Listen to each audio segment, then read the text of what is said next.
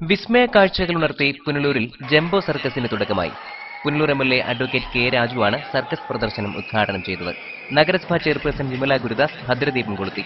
Vice chairman VP Unnikrishnan, Bharathipuram Sasi, Punalur Madhu എന്നിവർ ഉദ്ഘാടന ചടങ്ങിൽ പങ്കെടുത്തു. 13 വർഷത്തിന് ശേഷമാണ് പുനലൂരിൽ സർക്കസ് എത്തിയത്. പ്രധാന പട്ടണങ്ങളിൽ മാത്രം അവതരിപ്പിക്കുന്ന വലിയ സർക്കസ് ഗ്രൂപ്പാണ് പുനലൂരിൽ എത്തിയിരിക്കുന്നത്. രാജ്യത്തെ പ്രമുഖ സർക്കസ് ഗ്രൂപ്പായ ജംബോ സർക്കസ് ഇനിയുള്ള ഒരു മാസം പുനലൂരിലെ ചെമ്മന്തൂർ സ്റ്റേഡിയത്തിൽ പ്രകടനം നടത്തും. ആഫ്രിക്ക, റഷ്യ, മണിപ്പൂർ തുടങ്ങിയ ഇടങ്ങളിൽ നിന്നുള്ളവർ ഉൾപ്പെടെ 100ഓളം കലാകാരന്മാരാണ് സംഘത്തിലുള്ളത്.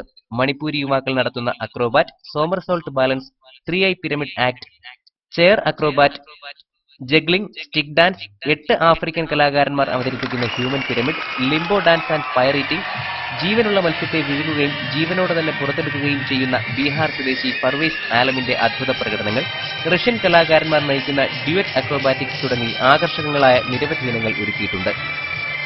ക്രിക്കറ്റ് കളിക്കുകയും ശിവപൂജ നടത്തുകയും ചെയ്യുന്ന ചഞ്ചൽ എന്ന ആനയും, അമേരിക്കയിലെ സുന്ദരിത്തത്തയായ മക്കാവോയും ഓസ്ട്രേലിയൻ സുന്ദരിയായ കൊക്കാട്ടൂസും നടത്തുന്ന അഭ്യാസങ്ങളും സർക്കസിലെ പ്രധാന ഇനങ്ങളാണ്.